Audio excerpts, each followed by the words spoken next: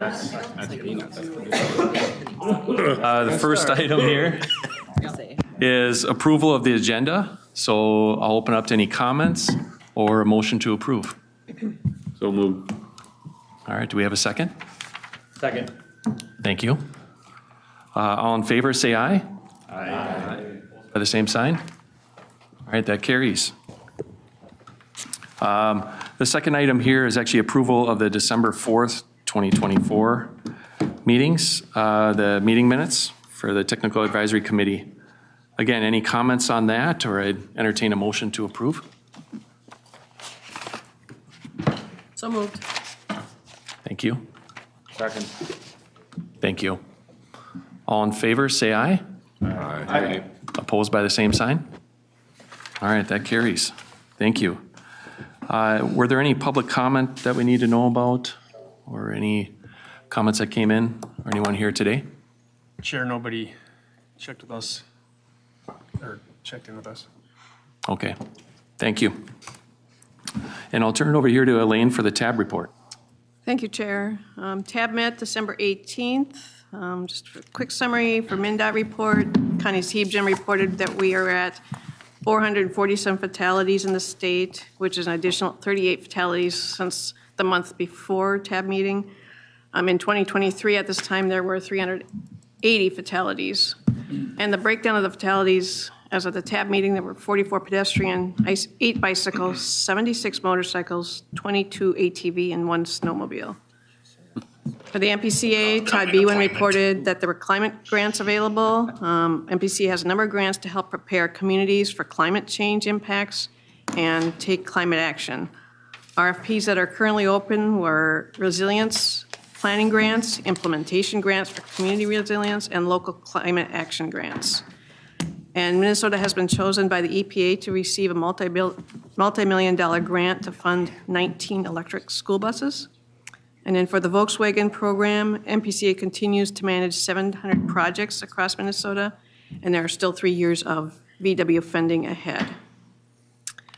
For the Met Council report, Deb Barber reported on transit service improvements. They will also be finalizing the Network Now plans in early 2025. 3 new BRT lines will open in 2025 with the launch of the Gold Line. And at the TAB meeting, it was less than 100 days. For the Suburban Transit Association, Gary Hansen reported that Maple Grove Transit and Plymouth Metrolink are making progress on their joint transit study to improve transit connections in the Northwest Metro area. And the first Minnesota Valley Transit Authority's 5 fully electric E-Just microtransit vehicles had been put into service as a pilot, and more will be added in January. And MVTA is partnering with Buck Hill Ski Area to promote seasonal weekend service pilot. And then Southwest Transit is working through regulatory matters to launch their autonomous vehicle service within a few weeks. For business items, TAB approved the following items. They approved 3 streamlined tip amendments that came through TAC. Sherburne County Government electric vehicles and charging stations, Ramsey County and St. Louis Park project increases, and the Hennepin County charging ports and MnDOT NEVI program charging stations. They also approved the regionally significant tip amendment for the 494 Easy Pass extension improvements, the scope change in program year extension for CASAB 153, approved the MAX capital improvement program, and adopted the 2024 safety performance targets. They also had a brief update on the changes that will be incorporated into the transportation policy plan. And TAB had some comments on making changes. Let's see. Additional changes that would be made will appear in the final document, which TAB will be voting on next week. Updated included data sets, modeling outputs, and removing the Riverview project. There was also a request by TAB to remove reference to the current cost participation policies between counties and cities, because these have to go through county board processes, and each county has different reasons for setting their cost participation. And that change will be made to remove the reference. And the full comment report will be made available at the January TAB meeting. And that's my report. All right, thank you, Elaine. Next, we're going to move into the executive committee. And before I get started there, I just, again, want to thank Jenny for her outstanding job performing this position as chair of the TAC for the last 2 years. So why don't we give her a round of applause?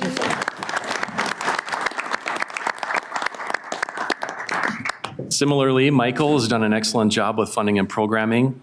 Jim Kosluchar has been the one that's stood up, and he's going to take his role over. And again, Michael, you've done an excellent job, so another round of applause for you. Twice for Michael. Yeah, twice for Michael. So, yeah, there we go. One per term. And then on the planning committee, Gina has excitedly agreed to do it again for 2 years. As you know, she came in, served about a year after Scott had left, so we're excited to have her. She's not here today, unfortunately, but she will be here in February, so appreciate her assistance as well. So we'll give her a round of applause even though she isn't here. So with that, this morning, the executive committee did meet. Chair, And yes, Can go I make a ahead. request as somebody participating, taking the minutes? Can we do introductions? There's a couple of faces I don't really see a lot. That's a great idea. Yeah, we can start here. So as chair, Joe MacPherson with Anoka County. Joe Barbeau, the staff member with TAC. Elaine Kutsukos, coordinator for the Transportation Advisory Board. Jim Kosluchar, City of Fridley. Matt Fighton, Suburban Transit Association. Adam Harrington, Metro Transit. Robert Ellis, Eden Prairie. Chris Hartzell, City of Woodbury. Mackenzie Turner Bargan here as the pedestrian modal rep. Lissa Leitner, Washington County. Jenny Hager, City of Minneapolis. Michael Thompson, Plymouth. Paul Olney, Lakeville. Peterson, Met Council. Chad Ellis, Hennepin County. Lyndon Robjank, Carver County. Innocente, Minnesota Pollution Control Agency. Aaron LaReed, Dakota County. Chad Hausman, Wright County, representing the extended boundary, taking over for Andrew Witter. Craig Jensen, Scott County. Kyle Sabota, Bicycle. Brian Isaacson, Ramsey County. Bridget Reef, Metropolitan Airports Commission. Nick Peterson, City of St. Paul. Ruben Collins, City of St. Paul, Planning Representative. Russ Mathis, Egan. Molly McCartney, Minnesota Department of Transportation. Wonderful, thank you. And one more that just walked in. Mark, Just walk in, but I found a seat. Mark Culver, City of Brooklyn Park. thank you. Thanks for being here. With that, there's one more position I'd like to acknowledge as well. So Brian Isaacson served as the vice chair of the TAC committee. Appreciate all the work that you've done over the years. Molly McCartney has stepped up and she's assisted, so thank you for being willing to do that. So with that, again, the executive committee did meet this morning, went over some annual housekeeping items. One of those items is the TAC planning and TAC funding and programming membership. So just a reminder here, so on funding and programming, at least 5 counties need to be members of that. Historically, all 7 counties have been members, and then at least 5 cities. And so with that, the membership, I'll get to that in 1 second here. Then on the planning side as well, at least 4 counties. Currently, all counties are members. There are a few vacancies there. I know Anoka County was one of them. We filled that with one of our engineers, but historically, all 7 counties have been members and at least 4 cities. So with that, with the metro cities, there are 8 members here with, so we've got Paul Omi, Michael Thompson, Jim Kosluchar, Robert Ellis, Dan Ruiz, Charlie Howie, and Chris Hartzell, and then Russ Matthews. So looking at membership for the funding and programming and then also the planning committees, we decided this morning that we're proposing Dan Ruiz, Charlie Howie, and Chris Hartzell would be on the planning committee, and then the remainder of them would be on funding and programming. So with that, that's what we're moving forward with. Again, I already talked about the membership of the chairs, and then we also went over the informational item that we're going to have today. Steve Peterson and Moly are going to go over that later today. And I applaud everyone for joining us, first meeting of the year, coming in here right after the new year, but important topic in front of us, and I want to make sure that all of us have an opportunity to hear the information and provide comment and feedback and have a good discussion today. So with that, that's the end of the executive committee report. Next, we'll move into, I kind of went through the tax standing committee membership already here. We'll move into item 2 with item 2025-03, and that's a request for a streamlined tip amendment for MnDOT's I-94 and I-35E bridge improvements project cost reduction. And I'll move that over to Robbie. Thank you, Chair. Good morning, members. My name is Robbie King. I'm a planner with Metropolitan Council, and I'm the staff contact for funding and programming. So the item in front of you is 2025-03. So MnDOT requests an amendment to the 2025-2028 Transportation Improvement Program to reduce the cost and combine scopes for its Interstate 94 and Interstate 35E Bridge Improvements Project. MnDOT requests that one project to rehabilitate the Marion Street Bridge over Interstate 94 and the eastbound ramp to be merged into an existing project to improve several bridges over 94 and 35E. So the following improvements are included in the amendment: repair 9 bridges, replace superstructure on 2 bridges, reconstruct pavement near 2 bridges, and rehabilitate the Marion Street Bridge, improve signals on the eastbound ramp, and ADA improvements. So the total cost, this is a cost reduction, so the total cost of the final project is $23,758,000, representing a total cost reduction of $3,911,000 covered, with $21.3 million in federal funds and $2.3758 in state funds. This project is funded with the National Highway Performance Program and Bridge Formula Program funds. It's not funded through the regional solicitation. And I will stand for questions. Thank you, Robbie. Any discussion or questions for Robbie, or the project partner here? Without that, I'd entertain a motion. So moved. Thank you. Do I have a second? Second. Second. All in favor signify by saying aye. Aye. Opposed by the same sign? All right, that one carries. Thank you. The next item we have is another streamlined tip amendment. It's a MnDOT Section 5310 grant to purchase buses for several programs, and I'll turn that over here to Robbie. Yeah, thank you, Chair and members. This is Action Trailer 2025-04. This is a streamlined tip amendment for the 2025-2028. And as Mr. Chair outlined, this is for purchasing expansion minivans in 6 different state projects for the FTA Section 5310, which is the Enhanced Mobility of Seniors and Individuals with Disabilities Program. Each of these new projects is funded with 80% of federal funds and 20% of local funds. And you can see the various contractors that these buses are being purchased for lined up in the action transmittal. And I will stand for your questions. All right, thank you, Robbie. Any questions or discussion on that item? Okay, besides that, I'd open it up or entertain a motion to that the Technical Advisory Committee recommend that TAB recommend approval of an amendment to the 2025-2028 TIP to add 6 new projects to purchase a total of 15 transit vehicles. So moved. Thank you. Do I have a second? Thank you, Innocent. All in favor signify by saying aye. Aye. By the same sign? Okay, that item carries. Next, we're going to move into our informational item. And so with us today, we have Steve Peterson and Moly with SRF, who's helping move this project forward. And so there's been a number of meetings at the policy level, and there's been a few meetings at the technical level as well. And so back on December 18th, there was a policy group workshop that took place just across the way over here. And so a number of our members here were involved in that. We'll get into that here in the presentation, but also there was a number of things discussed, various opportunities to look at different funding setups, different groupings and that type of thing. So I'll turn it over to Steve and Moly, and they can give us an update on how that went.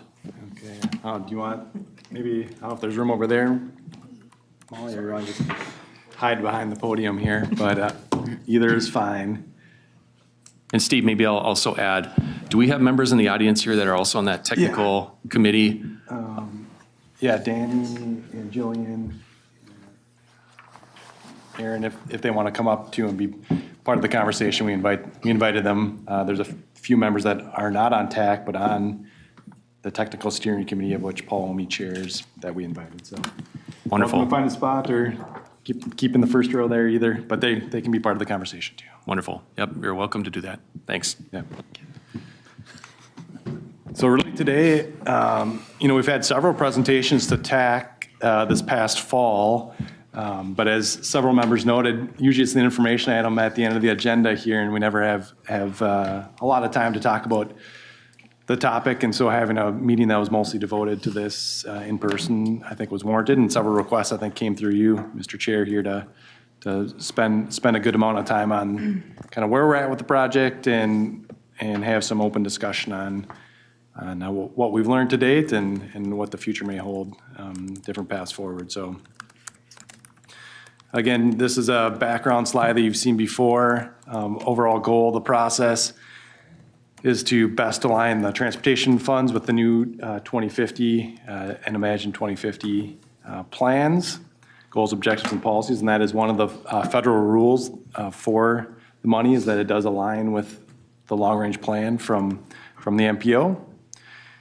And so one of the things we did notice is that the current model, we can say, is consistent with the 2040 plan or the existing plan or old plan.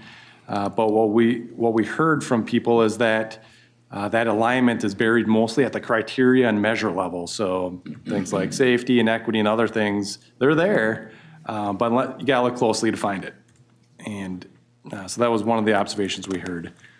Last bullet point on this slide, we also have heard from some of the policymakers that, we said, well, this funding source is 2% of the region's funding. If you look at the TPP, it's a very flexible funding source, but it's really not a lot of money in the whole scheme of things. It's 2% of the total amount of money in the region. So what we heard was, well, should we use this as an opportunity to think about things that are difficult to fund? And so we listed a few examples there. Safe routes to school, EV charging, TDM, and there's probably some others that are difficult to fund with other funding sources.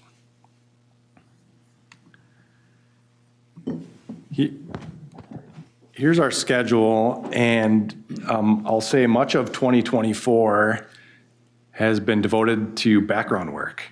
And so we did the 25 listening sessions where we zipped across the region, and that was back last spring.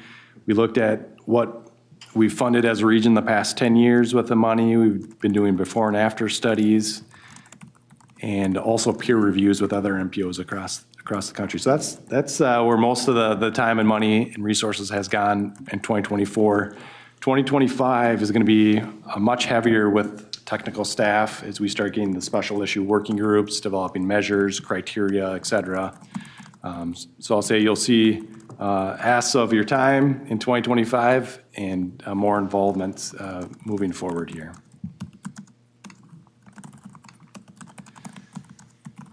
So back on the 25 listening sessions that we did, what did we learn? Certainly things that people don't want to lose with this process, and we hear a lot of positives. Open and transparent process being one of them. They thought the projects were beneficial to the region, data-driven, like that there was some amount of modal balance. And we also heard about things we should work on, and we've highlighted what we're working on right now. A lot of people want to jump, even at the policymakers, they want to jump to the maximum award for this category should be this. And we're like, oh, hold tight, we'll get to it, don't worry. But really at this point, the common themes that we're working on is, number one, projects should better align with regional policy goals. So that's one thing we heard in a lot of listening sessions. While it might be there, we want to kind of see a closer relationship between the new TPP and the projects that are being funded. And number two, the current structure was difficult to focus funding on desired outcomes. So one of the funding options that we developed last year for the 2024 cycle was a safety option. So, we heard a lot from the policymakers about do more safety. It was difficult for us as staff to develop that safety option kind of on the fly because it was easier for roadways, but for some of the other modes, it was more difficult to say, okay, if we were going to maximize safety, this is what the project types that we would do. So we're working on the kind of those high level things at this point. Some of the details that we all want to get to, we will in 2025, but they're still forthcoming. And some of those make the application easier to complete. Certainly heard that from technical folks. Projects in more suburban and rural areas had trouble competing in the bike ped categories particularly. And create more opportunities for local governments to participate, particularly at the city level. So those are a few of the other themes we heard, and then there's a dozen more, but those are the big ones. So on to the peer review. This was really interesting to do, and I think our policymakers wanted to hear quite a bit about our peer review. So we did a desktop review of kind of several dozen MPOs across the country. And as I said before, the rules for this $125 million that are coming to us as the MPO for distribution are limited. And it's really up to the MPOs to come up with a process that aligns with the long-range plan. The final decision has to be with the MPO board. Most of the funding sources have to have a competitive process, include the public, but there's kind of 3 or 4 things that you have to do, and then beyond that, it's up to each region to decide how they want to distribute the money. So that's really what we've been working with the policymakers so far. We said, well, we did a peer review, and what we've noticed is MPOs across the country are really doing it differently. There's different models out there because of these limited federal rules. Some are doing what we call the dual process approach, where some of the money was kept at a regional scale for bigger regional projects, and some of the money was given to smaller geographies and to almost make a recommendation back on what to do with some chunk of money to the regional board, MPO board. I'll say the policymakers dismissed that pretty quickly. They thought that was like not going to simplify the process, just going to add more layers and committees, and wasn't the way to go. Some of them did it like we currently do, the modal-based approach. And others took more of an outcomes-based or goal-based approach. And that really was the purpose of this workshop. Was we knew how our current modal base, where we've got transit, bike ped, and roadways, we knew how that operated, and our policymakers could say we like this or didn't like it. We didn't understand as much about an outcomes-based approach, where you would have more of the goals and the outcomes at the top level, and TAB could decide on money distribution based on kind of safety, dynamic resilience, climate, et cetera. That was tougher for them to see, like, oh, would this be something we'd want to do or not? And so was the purpose of the workshop, and we told them, okay, there's a lot, we gave them all these examples, and we don't need to go through all these, but how people brought in the long-range plan goals and outcomes. And they said, well, let's explore it as part of the workshop and see if something like that makes sense, or some hybrid version of what we have today, and looking more at the outcomes. So now, really what we wanted to spend the bulk of this meeting, not just Molly and I talking, but we're going to go through what we heard at the workshop. And so we did have 8 to 10 folks here at this table that attended the workshop and participated. And we're going to give them a chance to say some of their feedback from the process back on December 18th, but did want to kind of summarize where we're at from the workshop, some of the summary findings, and let you know, I guess no decisions have been made to date on going this way or that way or somewhere in between. We're still in the discussion phase, and really the next several months, I think we're going to try and iron out with you and with the policymakers on some of these structural application categories. And then once we have that, we'll get more into the details of the criteria and measures. So. All right, I can. You want to switch spots, or can they see you there? I can stand up to it. Okay. All right, so as Steve noted, the intent of this workshop was to explore what an outcome-focused structure would look like. We know what the modal structure looks like. That's what's in place right now and has been in place the last 10 years. So we compiled about 44 policymakers and 9 technical staff into a space at US Bank and had facilitated a workshop trying to craft what potentially an outcome-focused structure could look like. So each, we split there were 8 different tables. The groups each had cards, which I have a slide on that in a moment, of 31 different policies and objectives from the transportation policy plan. And each of these ones that were on the cards are the ones specifically flagged as an investment priority. So the ones that were flagged to be incorporated as part of the regional solicitation in some fashion. And so the objective of this workshop was to decide which ones should become potentially an application category, or which ones should maybe be grouped together to become an application category, which maybe should be included in some other way, such as criteria or measures, and then which maybe should not be included. And so largely, there were not many that were in the not include bucket, which is kind of implied if they were an investment priority, they should be included in some way. So there weren't a lot that were dismissed, if you will.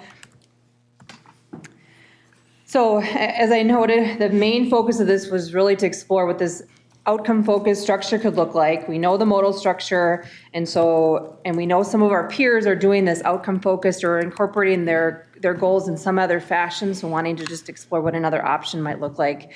And as Steve mentioned, a big reasoning why was there was challenges with some of the background work we did, tying the goals of the TPP with the projects being selected, because they're down at the measure level right now. The goals are, each one of the projects selected is doing a little bit for all the goals. And so there wasn't a lot of really incremental improvement towards the goal, or it was hard to track. So this is a way we thought, well, maybe this could help to create a better connection to the goals and objectives of the TPP.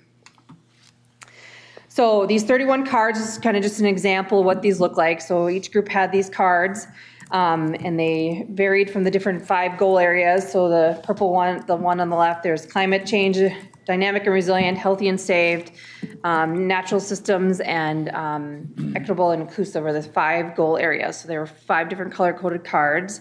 And then each group kind of went through this. Here at the top is the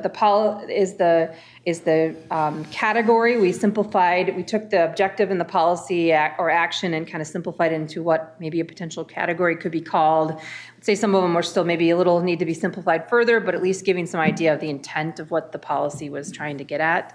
So for example, the one in the middle is, building out the RBTN. I think that's pretty straightforward. It's more or less incorporated now as part of a criteria measure in the regional solicitation. So that, plus there are many others, I think, that pertain to trails and bike ped, et cetera, and stuff. So anyway, the groups went through and were able to read through each one of the cards and go work by each goal area, and then laid it out in a fashion of what they kind of envisioned for potentially a goal-focused or outcome-focused structure.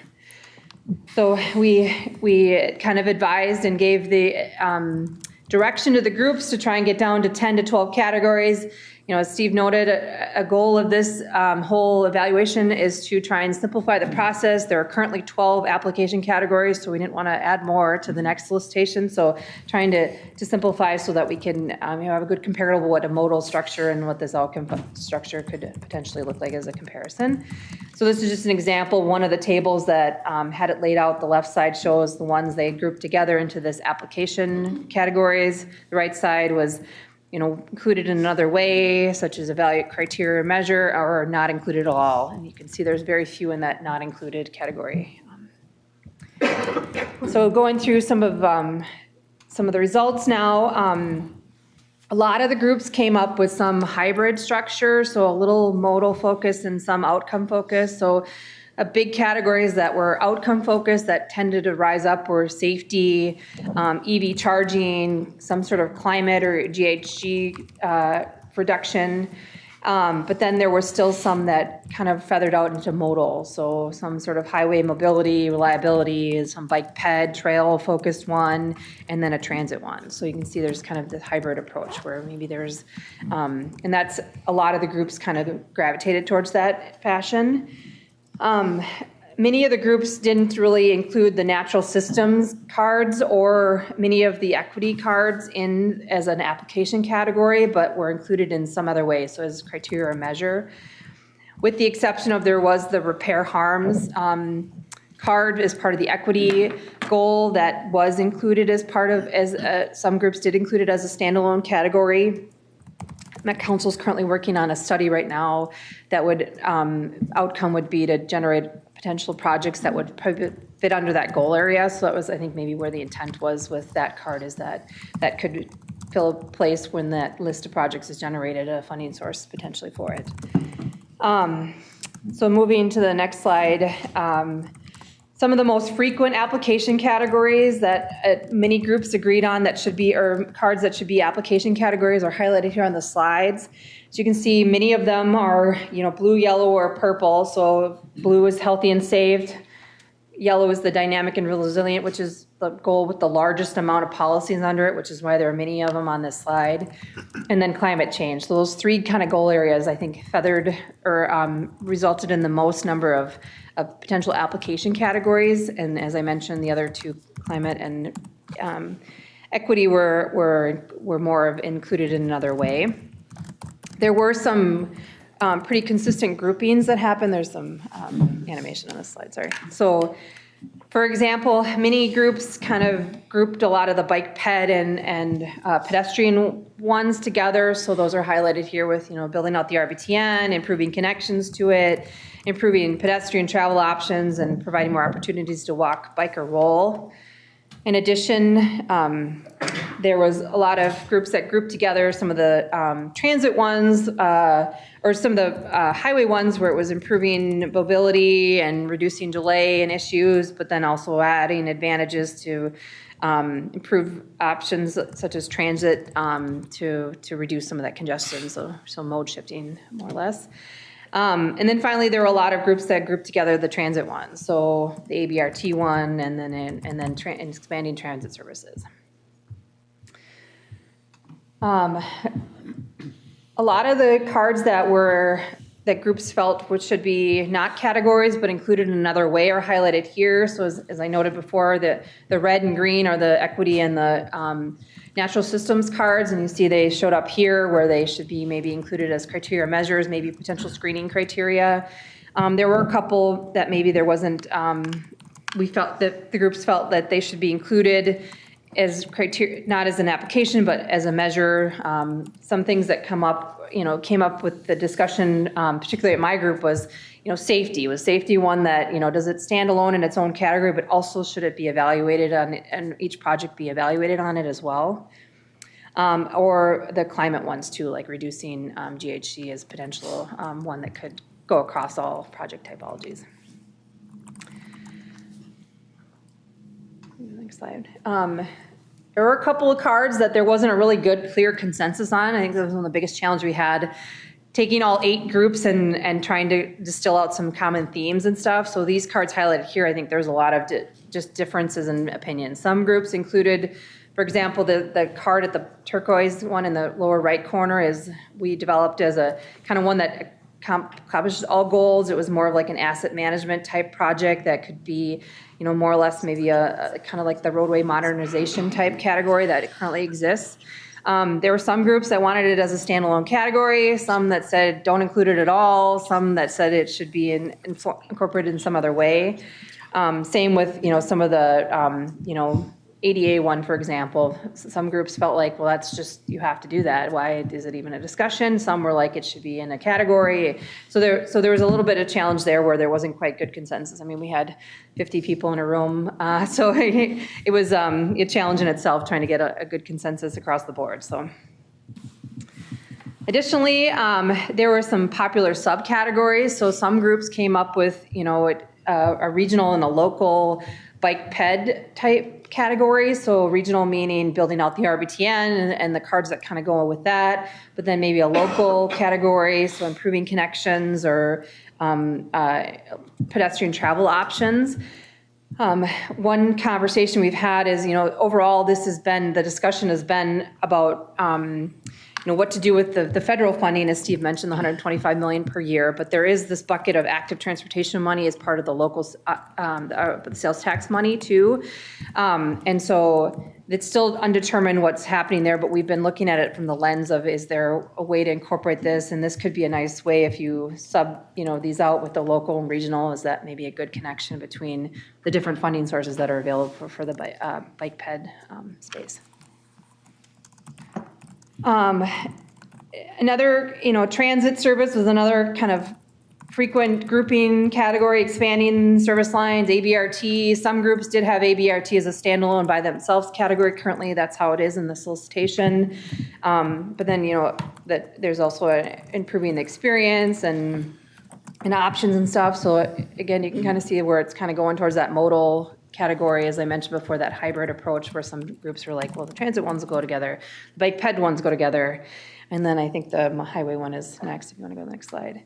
Oh, one more. So climate action was another one that was grouped together too, where it was, people felt like, hand in hand, if you encourage alternatives to driving, that would help reduce greenhouse gases. So maybe they are one that can be combined.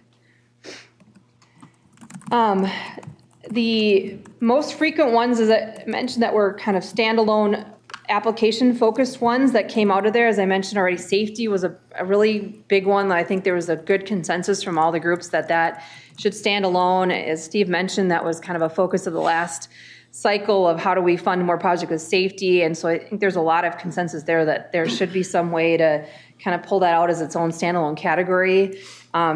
The best case, or the best comparison, I think, to that is, MnDOT's got their HSIP program right now, and that's a standalone safety category, essentially, of funding just safety-focused, just projects that reduce life deaths and life-changing injuries. And so this kind of would be maybe a comparable to kind of how that program maybe runs. The other people thought that, EV charging, there isn't really a good funding mechanism for funding EV charging state infrastructure right now. So as Steve mentioned, utilizing these federal funds to fund projects that maybe don't have another source of funding is something to think about as we go through this process. So EV charging was maybe one, and then that repair and eliminate disparities and unjust harms. Again, that there's a study currently in progress, but another potential bucket that could be, or application category that could be developed to fund projects that maybe wouldn't necessarily have a source. So with that, that's all I have on information. I do want to just open it up to those that were actually at the workshop, and if you had any feedback you'd like to share from your perspective of what you heard, or takeaways or anything like that. Yeah, thanks, Molly. Appreciate it, Steve. So I'll open up to any comments or feedback. I know I was one of the participants that sat through the workshop, participated. We were kind of in our own room in the back, which was actually kind of nice. Walk through the different cards. Like you said, there's 31 of them, so it was, you did a good job of keeping us in line. I think there was the conversation like to go off on different tangents, but naturally it will. One of the things that I saw right away is I think it was inherent to us that we were kind of guiding ourselves towards these modal type buckets. And we're kind of stuck on that from the past, but as we continued to talk, I think you saw a connection between some of those goals and the modal ranges. But as you presented here, that's a lot of information, but some of those cards were hard to fit into a bucket or hard to visualize as a goal or measure. And so it was, I think we had a lot of conversation back and forth on what are these, what's the importance of it, how do we apply this? But I'll turn it over to other members here that may have comments or feedback that they want to provide. Yeah, go ahead. Generally, I thought the workshop was ran very well. I mean, obviously, it was a massive task to take this on, so I really compliment the team for putting this together. Katie Caskey, was did the Lord's work trying to keep us tax staff in line. And so, yeah, I want to start there. My commissioners, I heard generally very good feedback, even though I know a lot of folks aren't bought into a goal-based. I think they understood that there is at least some value to understand how to get this consensus. So appreciate the summary of this too. The piece, though, I think that was challenging, that I struggle with from knowing tax conversation versus then seeing most of this. There's one TAC group, and then this is mostly policymaker input. And the one that really sticks out to me, it's the disconnect between how policymakers think, at least I know from my county commissioners, how they think about and understand transportation projects and goals versus how technical staff do. And the one, honestly, that sticks out a lot, the ADA, is because us technical staff are like, well, yeah, you do ADA, period. Why? You always have to do it. It's a legal requirement. But I can see a policymaker not wanting to set that aside, because then that looks like they're setting aside ADA.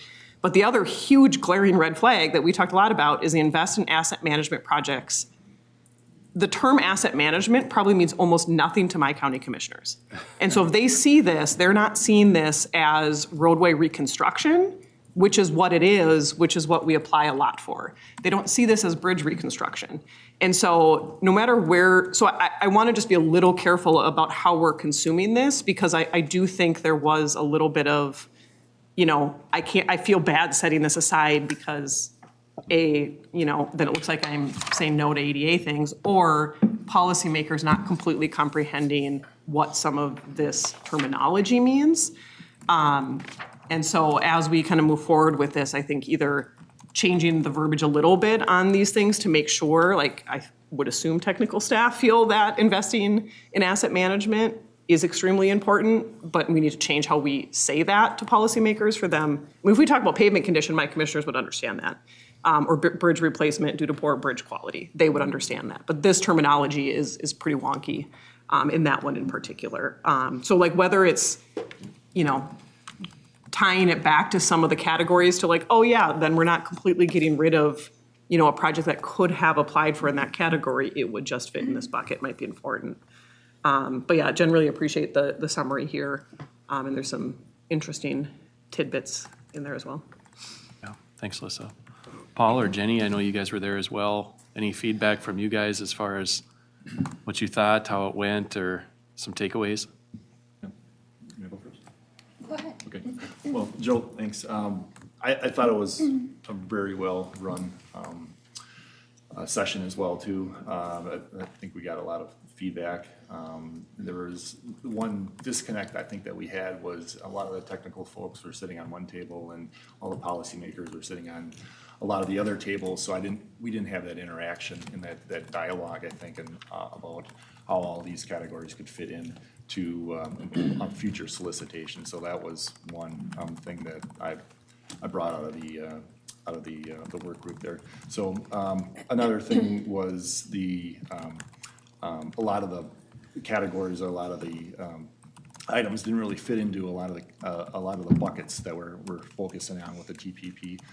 The TPP 2050 program. So in terms of how our categories are going to be structured in the future, I think I'm getting a little more technical, but how everything would funnel down to an application is going to be difficult, I think, in the future, how that would all translate out. So I think there's definitely a lot of work to do there if we want to look at an outcome-based approach to our future solicitation. So, but overall, I mean, I think we did. There was a lot of value in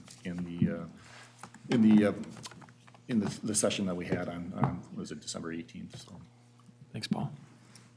And I would just echo and uplift what Paul and Lissa have already said, and especially what Lissa said around just the terminology piece. That's what I was keying into in terms of, there was a lot of conversation at our table and the technical staff around, well, why wouldn't ADA or even equity be like these standalone categories? And we're kind of saying, well, they're quote unquote, they're given in our projects. And I think that's, as Lissa said, it's a challenge for policymakers to set that aside because of the perception from the public around what that means. And so I really think that needs to be discussed with the policymakers because, if you look at some of these cards, like some of them are getting so into the weeds. And so those groupings and then those understandings of what's a given and what doesn't need to be, its own separate category or even metric in an application, because it would be non-differentiating between projects. I think that really needs to be looked at before we get too much further. Good comments. Anybody else? I know we had a few other members that were there. I think they were other staff from organizations, but anybody else that was there? Yes, Brian, yeah. I'd echo the comments about terminology. I think I would say at the technical table, we were kind of stuck on terminology in a number of instances, and that was problematic. I'll say that as I look at a number of the cards that I know really piqued the attention of our policymakers, I think that our ability with these funding sources to change those things is highly limited and really is much more affected by land use, and that connectivity between land use and those goals I'm not seeing anywhere. So that's another challenge in terms of how this plays itself out as a solicitation issue. And I just want to amplify the issue of the interaction between the TAC members and the policymakers. I'll say we were put in a separate room. My policymaker wasn't thrilled with that, and I know that a number of other ones weren't. And I think that limited the value, and you ended up skewing what you got from policymakers rather than having a real debate between people who do this and people who want to say that we should have ADA. Of course, every project has ADA, right? And so that, to me, that you got a little bit of an odd data set from because of the way that the whole process was structured. I want to say, I'd also echo, I thought the people who were facilitating it did a really good job of trying to draw things out. I'm just saying structurally, I see that as a problem. Thank you, Brian. Joe? One of the differentiations I'd like to make regarding the ADA, while it's a federal requirement for a project to have it, the difference is each community would have an ADA transition plan. And so if you're working on a project that's already ADA accessible and you're improving it, you're not making more of the transportation accessible. So that would be the difference, is do you want to emphasize areas that are not accessible to beginning projects versus one that already is and you're just continuing to improve it? That would be the difference of whether that becomes a project category, is improving areas that are currently not accessible. Chair, then the verbiage of the card has to change. Yeah. The verbiage of the card is going above and beyond ADA, and technical staff are like, make it flatter? Like, what are you talking about? Like, so that's where the language really matters. And because I don't necessarily disagree with that being a concept, but then that absolutely doesn't match what that card said. Right. And so that's where the nuance has to come in here once we start to filter this into recommendations for our policymakers. That is correct. And I would think, that's the card itself was different than some of the comments here is what I was addressing. And I think ADA has its minimums, but do you want to go above those minimums? There's minimum requirements, but do you want to encourage beyond that? Joe? Yeah, go ahead, Brian. That was where we struggled, Elaine. Yeah. I don't think anybody understood what beyond meant. Right. And I'll say, this is a bill that was passed when I was in college. That's a long goddamn time ago. And so I just want to put an emphasis on, if there are big parts of your system that are not ADA compliant, shame on you on some level. Like, I would think a lot of us have done a lot of work with ADA in the last 32 years. And I would think that the number of places where we haven't done ADA at all would be close to zero. That being said, I know compliance and other things are challenging. I just, when you put that in front of policymakers the way that we did, there's a perception that, oh my God, half of our system is not ADA compliant. And then of course the engineers just do the minimum, so we should do more. And I think that sent a really weird message that I'm gonna have to unravel. Mm-hmm. Chair, Go ahead. I just want to tag on to that too, in terms of, yes, there's been ADA done a lot around in infrastructure, but the requirements also keep changing.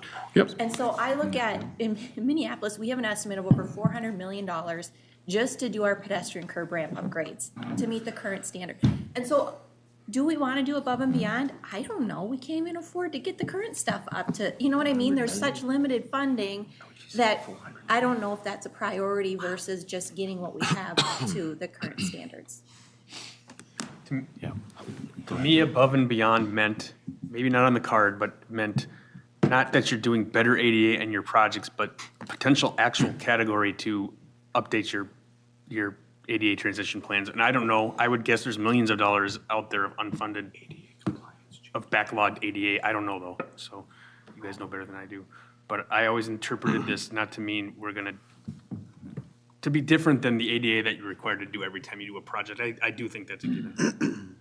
Well, and I'll add to that too. I know there was a couple of the cards that were centered around microtransit and having street-facing connections, so how you interact that with your city streets and stuff. So some of that could be blended into that too. Is that what they're getting at with these goals? Is that they want better access to that type of microtransit, whether it's scooters or, dial-a-ride type thing or something to that regard.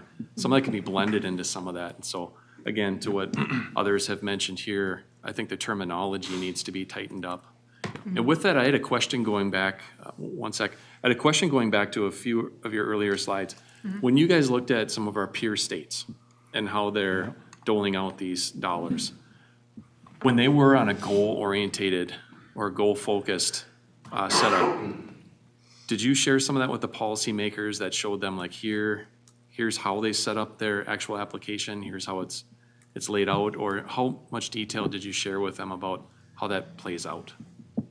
Yeah, thanks, Mr. Chair. I would say that we broadly talked about it, but not the details. And we had that one slide, sometimes it was like a front end filtering where you'd have to, it was almost like a qualitative response to how does your project meet the goals. Other times it was built into more scoring measures. And there was I'd say a variety of ways. So the answer is we sent them the information, but in the meetings we didn't go through it in great detail. Okay. Yeah, Mr. Chair, that's a good point. I think we should look at that closer. It looks to me like San Fran is the only one that uses the goal as the category. The rest kind of do it similar to us, or they tie the money to where the money's coming from, the source of the funds. Yep. But if San Fran's got more detail, we can look at on how they do this goal outcome. I think that would be helpful. The other question I had, Mr. Chair, was there's 31 cards that you came up with. Why 31? Where did they come from? Who wrote the verbiage? That kind of thing. Yeah. Can I answer that question, or do you want to keep go going? ahead, and then we'll go to Alyssa. All right. Keep you on your toes over there, Mr. Chair. Yeah. Yeah, so That's what I was hoping for. The 31 cards came from the TPP objectives and policies that if you look at them, there's certain ones of those say an investment priority. So objectives and policies have an investment priority. Some don't, some are just policy directives in the TPP. So that was the list that we drew from to get to the 31 cards.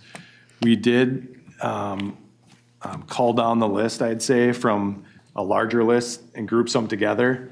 And apparently didn't the wording's always, the devil's in the details. The wording, I think we could have improved upon because we had these longer statements. And Paul, you kind of touched on this too. Now, how do we distill this into one sentence that someone can understand? And that was, I think, a difficult task. And I think something whichever way we go, I think the modal-based structure, a hybrid, or an outcomes-based structure, we're going to have to tie it back better to the TPP and do some more kind of wordsmithing on what those application categories are going to be from these longer statements. Yeah. So, Listen. So let's revert back to San Fran real quick. I know a lot of the discussion here has been that our before and after studies have shown that we are not meeting the outcomes with the exception of HSIP, and HSIP is achieving safety goals. Well, HSIP's application is literally only about safety. Yep. That's why it's meeting a goal, is because it's only about safety. And if you look at ours, spot mobility and safety, 36% is on safety. Whatever the math is everything else. So of course it's not going to meet a safety goal if you're also measuring. So my question for San Fran or some of these others, what are their before and after studies? So just because they're set up in this format, are they actually meeting targets and goals? And if they're not, then we don't want to repeat what they're doing exactly. So I just want to be really careful here, but like, oh, shiny, that looks great, that's something. Just because the category is a goal-based category, if it's still being measured on 1,500 things, it's not going to meet that goal unless it's almost only measured based on that topic of that goal. So if we could get a little bit more on that piece of like, have they done any before and after? Like, what are they actually meeting their goals? I think that could be really helpful, at least for technical staff, and for me then to prep my commissioners to say, actually, the organizations that are doing it this way are seeing better outcomes that are meeting goals. Right now, I can't say that. Mm-hmm. All I can say is like, this is a different way to do it. And that's not enough for me to get behind one thing or another. I'm not obviously disagreeing that what we're doing now isn't meeting goals. It's obviously not. But I think that's because it's too watered down, not because the structure is inherently wrong. But if we can get that, I do have two other like very baseline questions. Okay, maybe, yeah, go ahead. We'll go to Adam. One, in your timeline side, you had like the end of this year into next year, and in that bucket was finalize the applications. Mm-hmm. When is like the actual, when's the actual time that like we would need to finalize an application in order to hit this next cycle? Like ballpark. Yeah, so we had we talked about a 2026 solicitation cycle being an open application period from February to April of 2026. Okay. We, like similar to the past, we would put the final application out for public review. We had tentatively put that as August. I think that's going to be difficult / impossible to hit. And that's fine. We're having good conversations and the money's in 2030 and 2031. So we'd rather have a good process than rush it through to meet an August deadline, I think. So, but then we did build in roughly 6 months to build out into a new software package, because that's another thing we heard, make it easier to apply. And so we did leave several months in there, which I think we can squeeze a little bit, maybe depending off of that. But I think if by the end of the year, we can have an application, that would be a good goal. Okay, that's helpful. And then one other logistical, and this is just so I can try to prep my commissioners for TAB meetings, is the intent of, I know you have the February or March or April, whatever. So is the intent to attempt to send TAB or all the technical committees at their next meeting a draft recommendation for discussion? I think that would be super helpful for us to be able to see it first, kind of get our hands wet with it, for me to at least have a little bit of time with my commissioners, for them to consume it. I think this is going to be really challenging if we attempt to go in, if we don't hit March, to go in at April cold with them seeing nothing first. I think it's going to get sent back.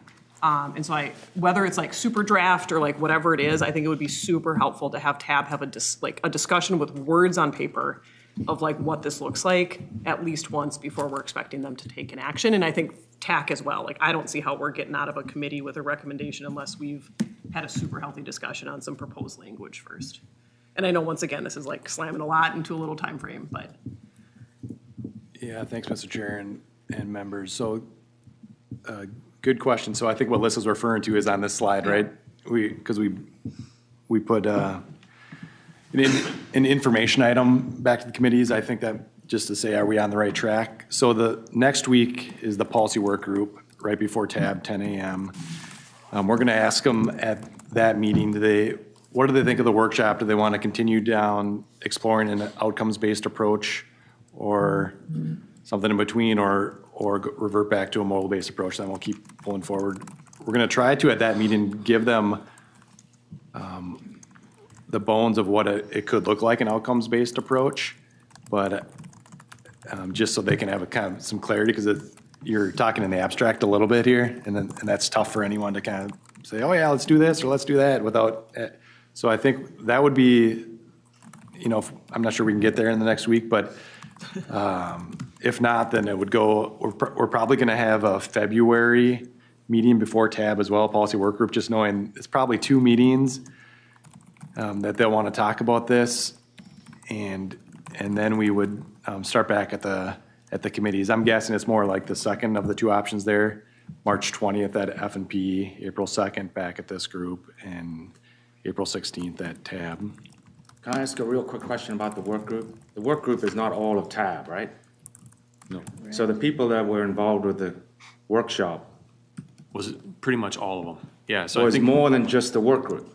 Yeah. So now you're going to go to the work group and get a decision, but you're going to leave out the rest of TAB that participated? I guess that's a little disconnect there. I know my commissioner's not on the work group. Yep. That's why I'm asking.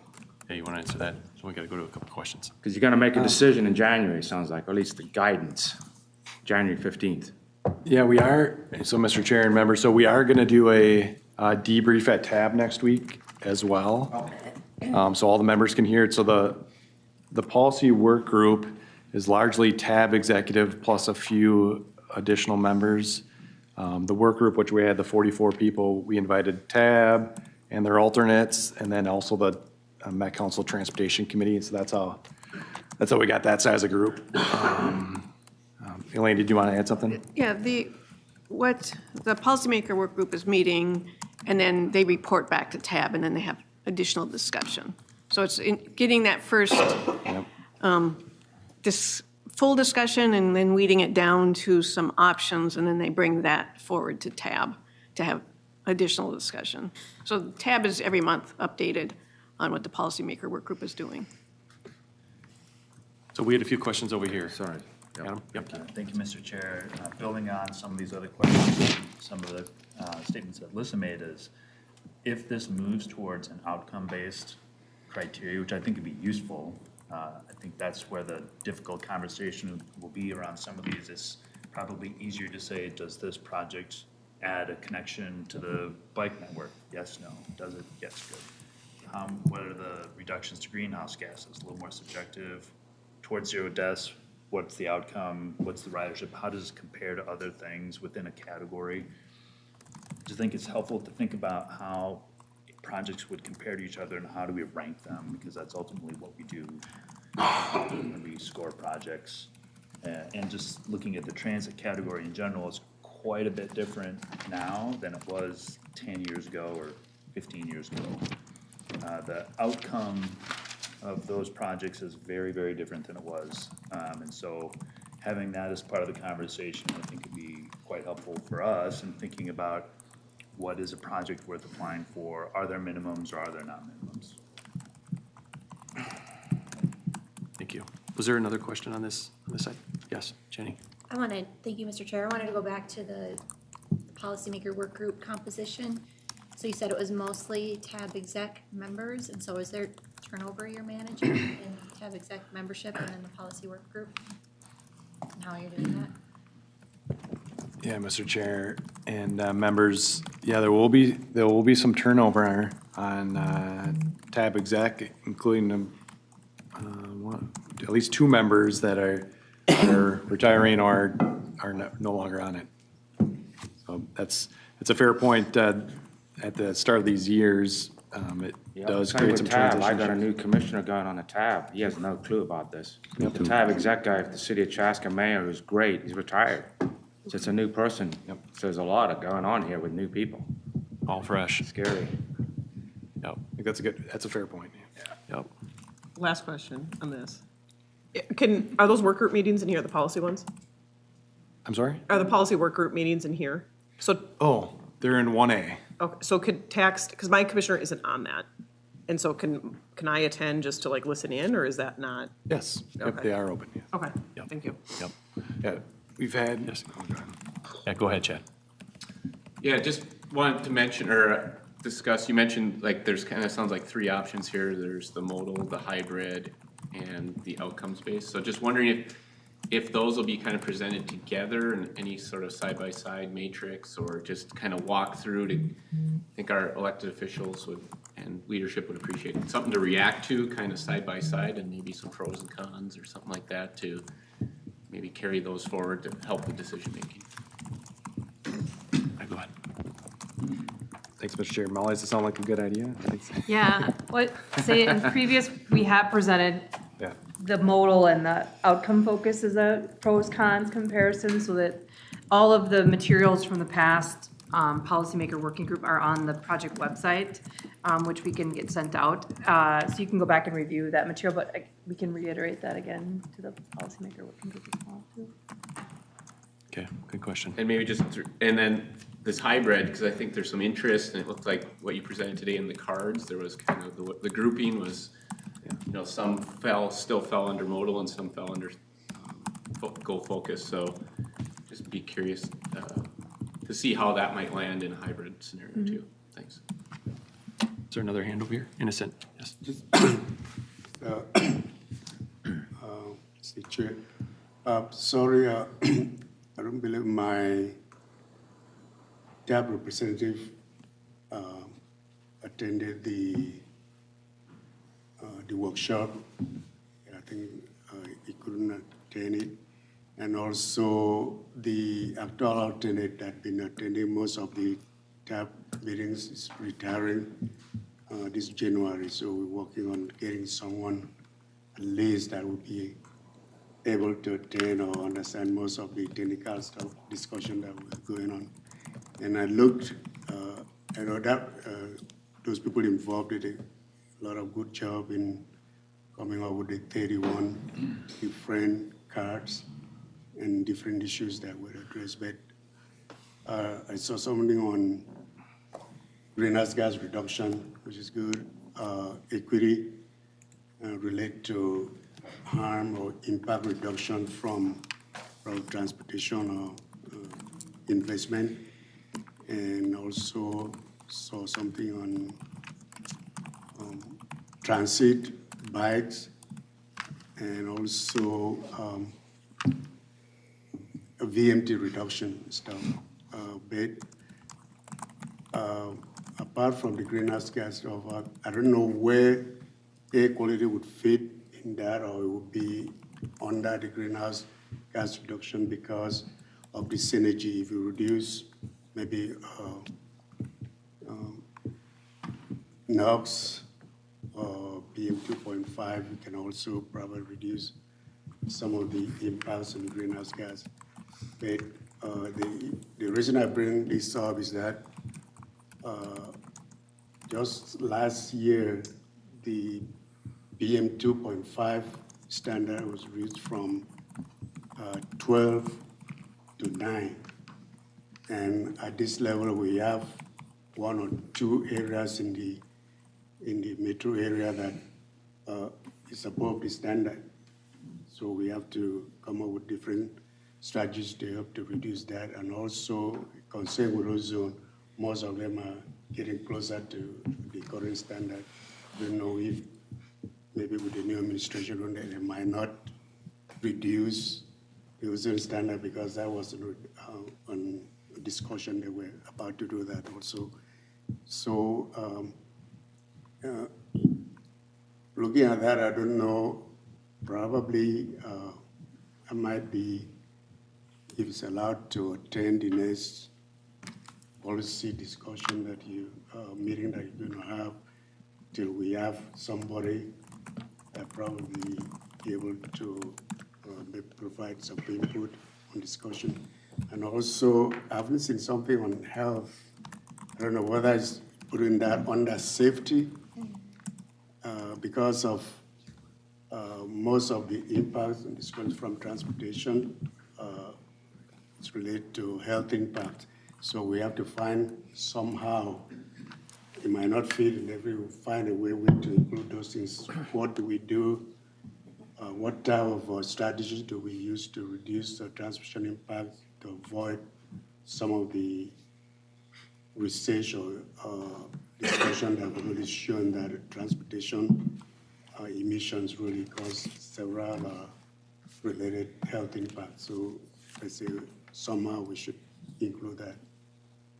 Appreciate those comments. And I think during that process, when we were going through that workshop, some of those elements, like you're saying, the greenhouse gas, the vehicle miles traveled, some of the other elements that are environmentally related, those were tough to try and to stick into a category.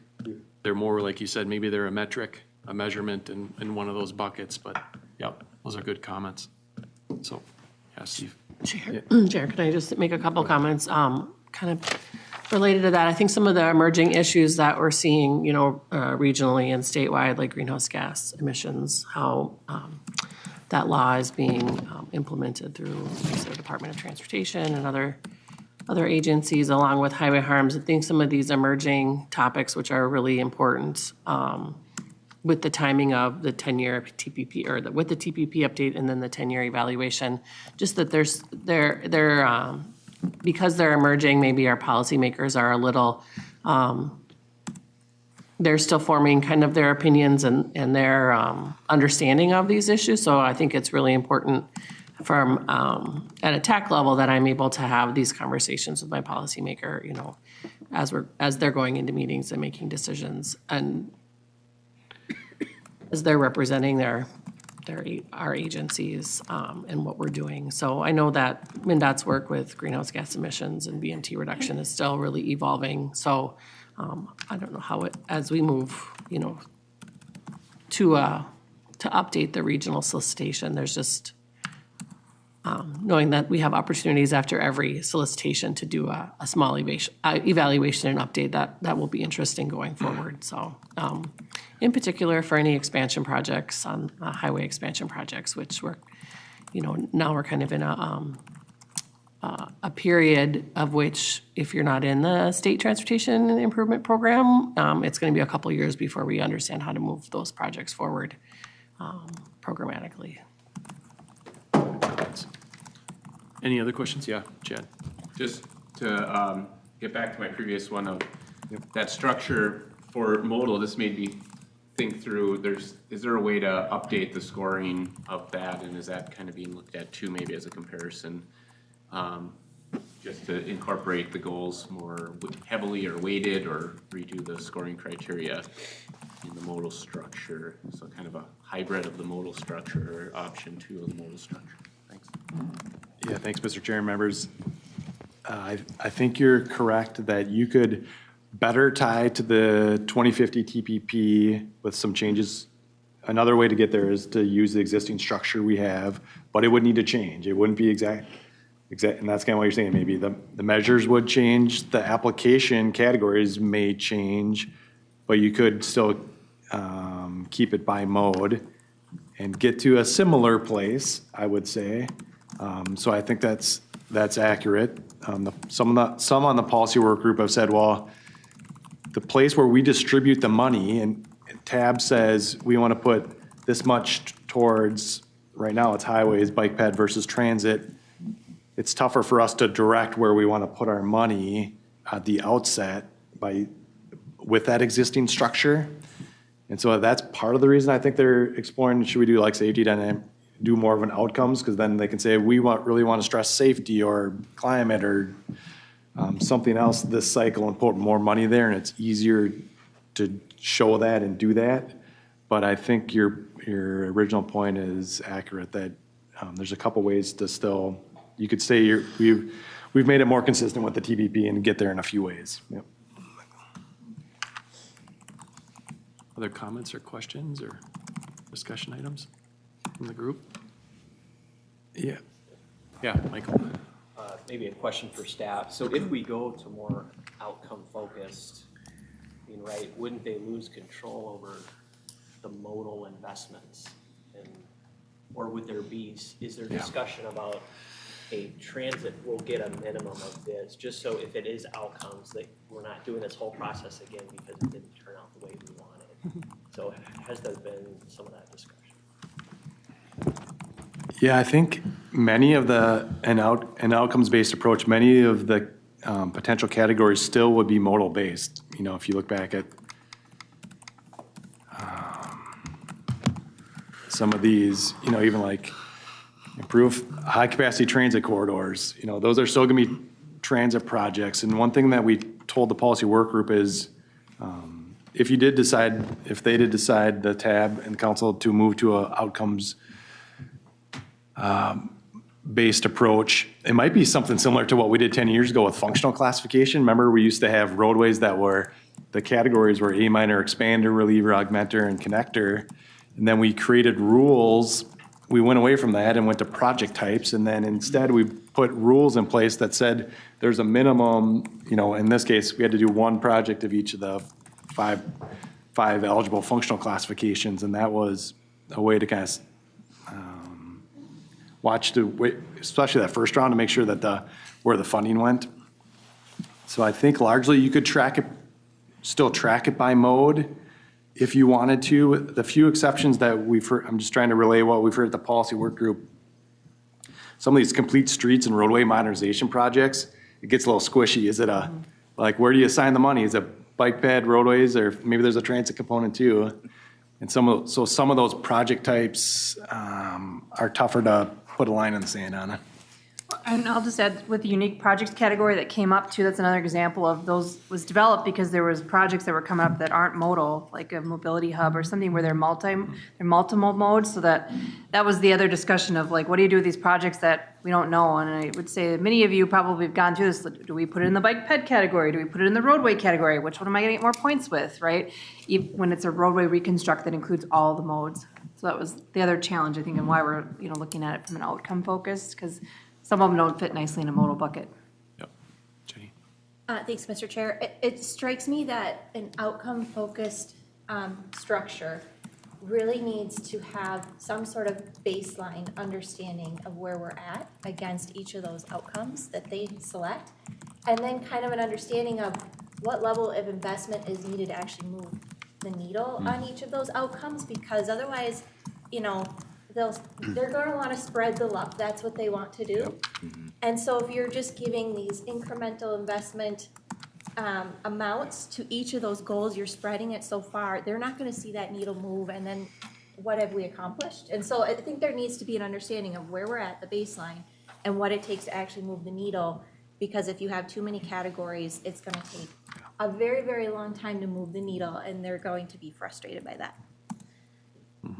Yeah, Mr. Chair, if I could just, I think that's a great comment. One of the tasks that the consultant team is going to look at is how to bring in performance measures better. And so many of these objectives have TPP performance measures. Some are at the regional scale and some are at the project scale, and that's where it gets a little difficult. But I think it's a good point. Like how much we're going to spend another 10 million in some area. What does that get us in achieving whatever target that may be? I think that's a great point. Yeah. Mr. Chair. Yes. I'd like to just take a step off of where Jenny was going. I agree 100%. There needs to be some baseline so we understand what we're doing. I think, but I guess it's partly a question and partly a comment about, are the outcome-based processes, are they places where you're comparing modes and making choices about what different ways you can apply a solution to a particular issue, like let's say greenhouse gas? It strikes me we may be in a place of conflicting outcomes based on how we invest now. And I would say right now our system is not comparative in terms of a corridor, because it's not how we generate projects typically. And so to me, the value of the outcome-based is having a comparative approach, at least with some measures, to say, if there's a congested corridor, we can add lanes, we can add transit, we can make modal improvements, or some blend of the three. To me, that's how the value of outcome-based versus, that's not how we're doing it today. So like, that's a question about how are the others that are using this doing that? Do they have those tools at their disposal? And then is that something we're thinking about for us? Yeah, Mr. Chair, you could see some of the groupings we're getting up on that line, what Brian was saying, even on kind of excessive delay and reliability, that maybe it could be maybe it's an ITS improvement, maybe it's a transit improvement, maybe it's an intersection improvement, maybe it's some other expansion type project. And the goal is to address the excessive delay and reliability, but the solution is having an open solution set is maybe what would yield some benefits in this approach. Yep. I'm going to go to Mackenzie here first. I think she had her hand up a few times. Thanks for being patient. A few different times, but I'm recovering from jet lag and I may not be super intelligible, so apologies. But thank you, Chair. I think with some of the comments that Jenny has made, as well as Brian, and then prior ones about some of the discussion around ADA and looking as well at some of the cards and information that have been pulled up regarding how we as a region are addressing the pedestrian goals in the system and what that looks like. I think what keeps coming to mind is that with an outcome-based approach, or like a hybrid, right, that gets into some of that, are there, additional opportunities presented to then, better integrate some of the modal goals and considerations with some of the larger investments that happen in the region, and what does that look like? So this is just sort of like philosophical thought stuff at this point, but I'm really excited by this process because I think there's a really important opportunity to get there with regard to integration of active transportation considerations, ADA, and specific to the ADA card that came up, and I think we have well stated that just needs further clarification, because I think with the example of making sure that we are addressing pedestrian user needs in our system and the interconnectivity and shared mobility aspects there's certainly ADA as a federal legal requirement and how that is met. But then there is the difference of, and the nuance of, what is inclusive design for users? And it's not so much going above and beyond, but it's actually like context-sensitive solutions for the people that you are designing for, and that includes ADA needs. But then moving into the bigger considerations of, there's compliance and laws, there's inclusive design, and then there is broader access and accessibility, and just being really clear about which ones we're talking about. Because I think access for everybody in the region, regardless of mode, there are different pieces tied to that, right? And so just being very clear and intentional about those pieces and how they tie together. And then I think I lost my last point, so I'm just gonna end it there, thanks. Oh, good points, good points. We'll go to Alyssa, and then I saw Adam, your hand was up. Thanks. Two things. I do think there is, as I'm kind of cooking through this, some value in potentially, in the outcome-based, and, safety is one that comes up, obviously, I feel like is the easy button, and I think it actually might be good to compartmentalize that. I mean, TAB threw a bunch of additional points at safety in all categories, and it did nothing. It just upped it a little bit. But if, thinking about the projects that we do, like an asset management project, so a reconstruction typically is being done because there's potentially a lot of minor, safety issues, but it's not seeing major problems. And that really shouldn't be, safety really is a consideration. And we all know, obviously, when we design things, safety is always a consideration, but that's not the number one reason why we're doing that project.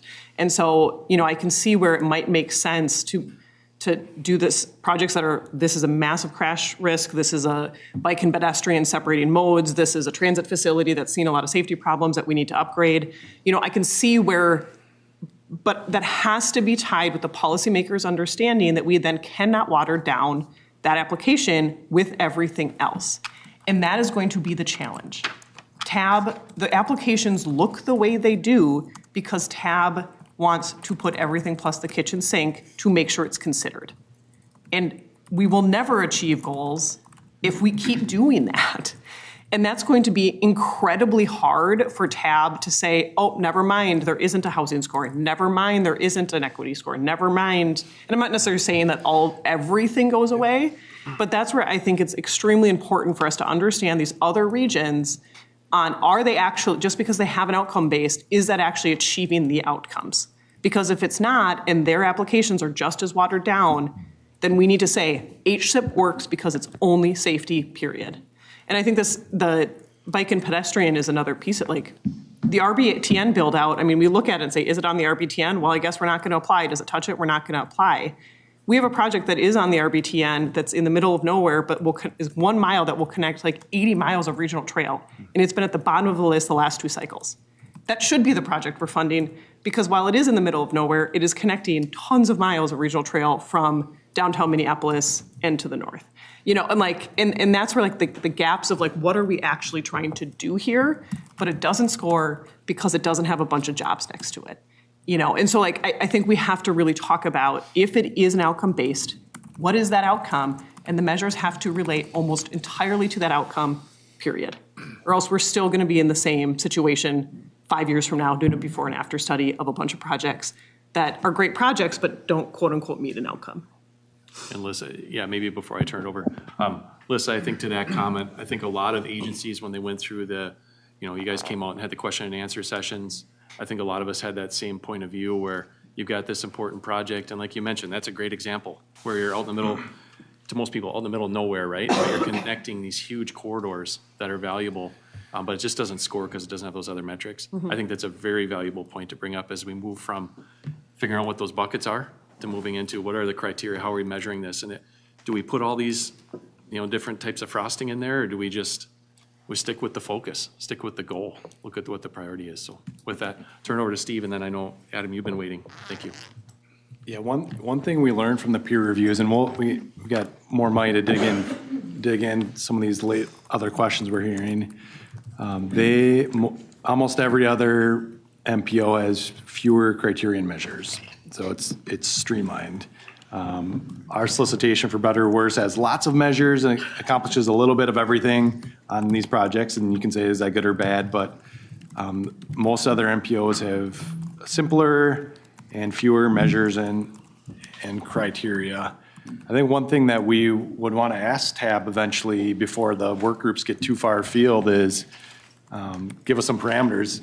Maybe if it's a safety category, maybe 2/3 or 3/4 of the points need to be on a safety measure or two, and then, pick one or two other measures that you want to score.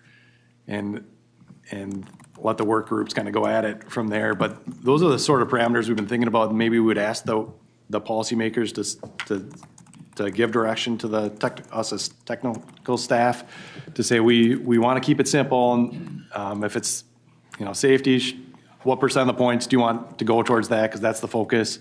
And then some much smaller amount goes to other policy objectives that they want to achieve there. So that's kind of what we've been thinking. Okay. Adam. Thank you, Mr. Chair. Yeah, similar to that, I was looking at the 12 application categories on here, and I think some of these are criteria or qualifying criteria or measures. I don't know what the application looks like for reducing deaths and life-changing injuries. What is that application? Is it new transit route because we're making more people get on transit? Is it a roundabout because that's deemed safer currently, or is it some other thing?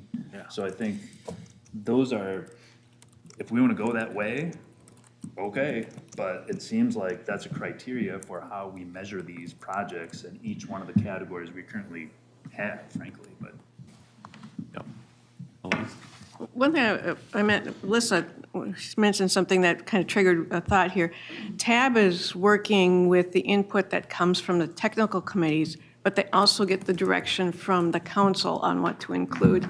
So anything that TAB approves also has to be approved by the council. So a lot of what happened with that last solicitation categories had a lot of direction from the council members of what goals, and that's where a lot of those criteria ended up in a lot of the applications. So I think part of it's taking this information from this committee to TAB and then also to the council members to ask where they want some direction, or can they live with certain goals being specific in some applications, but not all of them. I think there's going to have to some buy-in also from the council members.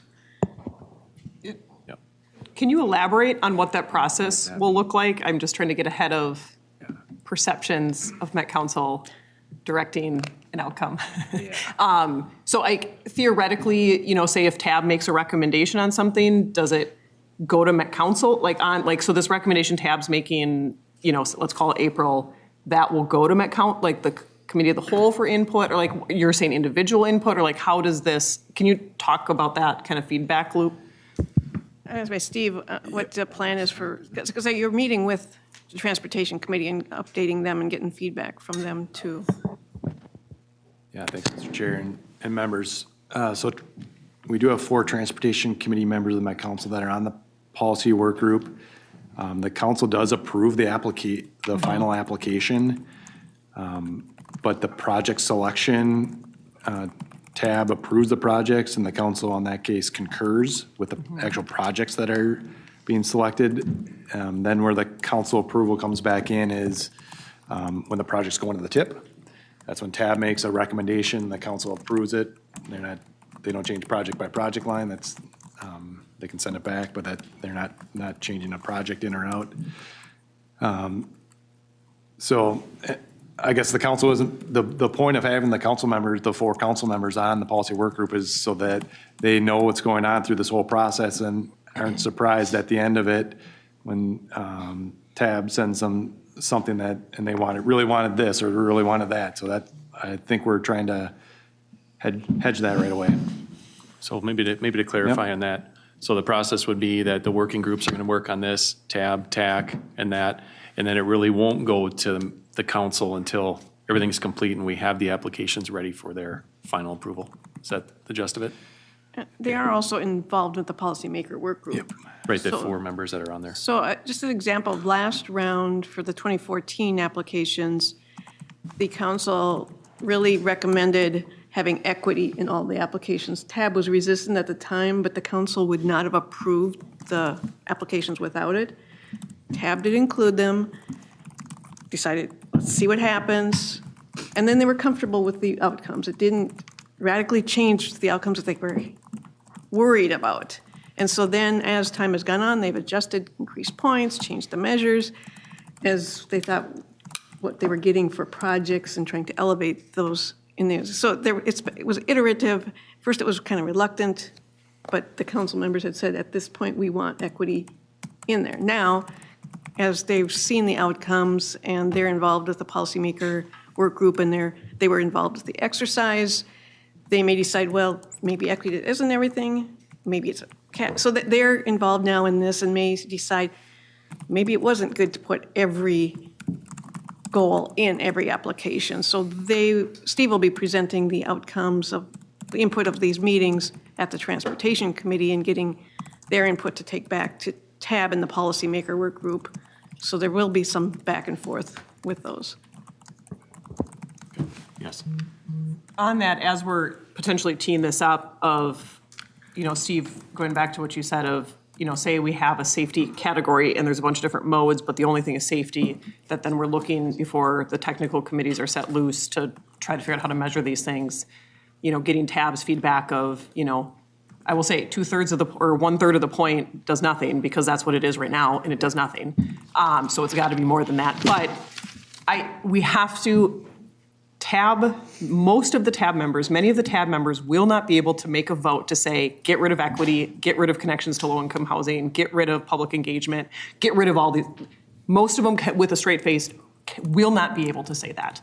And so this is where I think the technical group, I feel like is helpful. I mean, I know we're annoying sometimes, but I think if we see some of this stuff first, it's not an intent to change what the policymakers do. It's to help tee this up in a way to get a vote.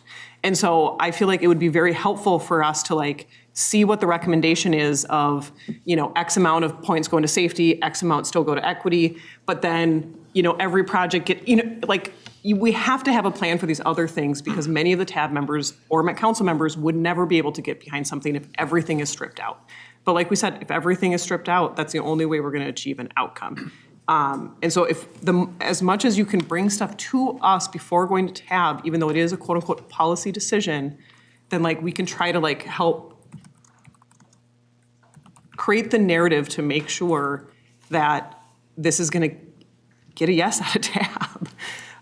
Because we have to show where, is it, if we come to a conclusion that access to public, low-income housing should not be in any of these anymore because it's not really doing anything, then we need to have very clear information to TAB about why and about where that lives or how that lives in project decision-making generally for each one of our entities. Or if there is a separate category on equity and equity only, that is where the projects that really make great connections to low-income senior housing, whatever it might be, that's where that one lives. Any other questions or people had their raised hand that I missed? There's been a lot of discussion. Mark Culver. Yes, Mark. Thank you, Mr. Chair. Responding to Lissa's comments in that, and I do absolutely agree that we need to focus on, if the goal is to really focus on outcomes, we really need to focus on outcomes. I would not support, I don't think we should support stripping everything else out of things. I think there's been a lot of conversation about equity in particular, about making sure that investments don't just occur, that we don't continue to not consider where the investments are occurring and who they're benefiting. And I don't think it would get very far either on the TAB or the overall Met Council. I understand what Lissa's saying, that we need to make some bold recommendations that the TAB would not do. But I don't think we should go so far as to strip everything out. And that wasn't necessarily the recommendation I was stating. But I know, but it kind of sounded like it. But So. TAB, the reason it is what it is because TAB can't, TAB is trying to make everybody happy, which is how we got here. And so then we have to be exceptionally clear with them as to why we can't make everybody happy if we're going to try to achieve an outcome. Because teeing up a recommendation to them, they're gonna just shove everything right back in because they're uncomfortable taking everything out. So I think. And Mr. Chair, I just want to conclude that we should also be uncomfortable with taking everything out. But we should be focused on what we really want, what the outcomes really are, and where we want those investments to occur. And focus more on what the percentages of the points would be assigned to those measures and metrics. Exactly. Yeah. Just one comment, Mr. Chair. So Yes. remember the solicitation when it push comes to shove and they start choosing projects? They always look at fairness and regional balance, right? That always happens. Remember the one, was it before this, where the vote came down to one vote? So we can't forget that. At some point when they select projects, that if somebody doesn't get one or there's too many in one area and not any in others, they're not going to be comfortable with that. So if you have an outcome-based approach and that results in 90% of the projects going, I'm just exaggerating here, in one area, it's not going to work. The rest of the tab's going to say, well, this is not fair. It comes down to fairness in the end. They will have that discussion. So if we don't steer them in a direction that allows that, we're going to fail. Guarantee it. Yep. Correct. Chair. I heard at least 3 options here with kind of a modifying existing hybrid and kind of this new outcome base. And it sounded like there's going to be a decision made in the spring. But does the decision need to be made this spring with one option, or as things go on, can we move all of them down the line and see how this kind of all just kind of shakes out? And then as you go and you're trying to draw up criteria and do all this stuff, and then you realize, oh, geez, we made this twice as long as we thought here, and now instead of paying 10 to 20 grand to a consultant to write one of these, now we're paying 20 to 30 or 30 to 40 or whatever. So I don't know, we have enough information to, at least my commissioner to understand, what this is going to look like and how it's going to shape up. Yeah. And is it bad trying to move multiple options down the line to a certain point to get a little more sense of where we're going? I assume maybe to Steve and Molly, real quick, I assume that built into this process is a testing phase, right? Where you guys are going to throw a few test projects at this and see how they shake out and go through that, to Craig's point, that, how is this going to work? Or to Lyndon's point, is everything going to end up in Carver County? Because we know we wouldn't support that. That's a good one. Yeah. One thing we did before the workshop was we looked at every project type that's currently submitted and said, does it have a home in one of these 31 cards? And did it kind of an extensive matrix and found that all the project types, but that was kind of one of the questions we have here too. Now we're not going to have 31 application categories. It's going to be something less.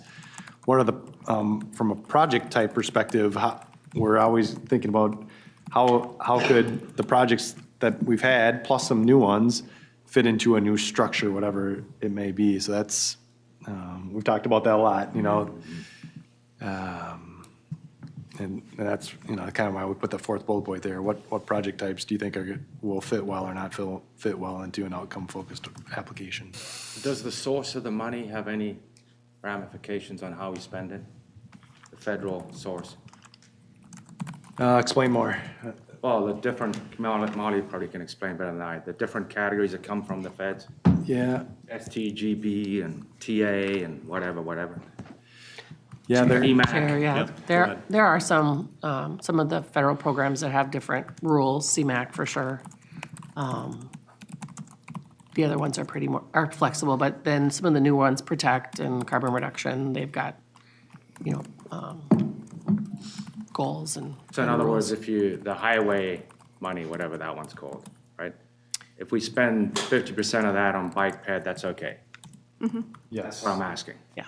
It's flexible enough where we won't get ourselves in trouble by the source of the money. Because I noticed some of the peer groups use the source of the funds as the criteria. Okay. Yeah, the one limitation is there is a transportation alternative set aside, about 14 million per year. So that's a minimum that would need to go to bike ped. Most of the other categories are flexible by mode. Even carbon reduction can be lots of different modes. Protect's the tricky one. I mean, that's what we talked about last cycle. Protect is really difficult to use based on how it's, the current kind of regulations on that, eligibility-wise. It's only 3.5 million a year. And typically, we've used on roadway projects, but it doesn't have to be. That could be anything. So I guess to answer your question, there's a minimum bike pad that we do need to hit. And there's one other one too, bridges, right? Bridges is a specific category that's no. Anymore, no.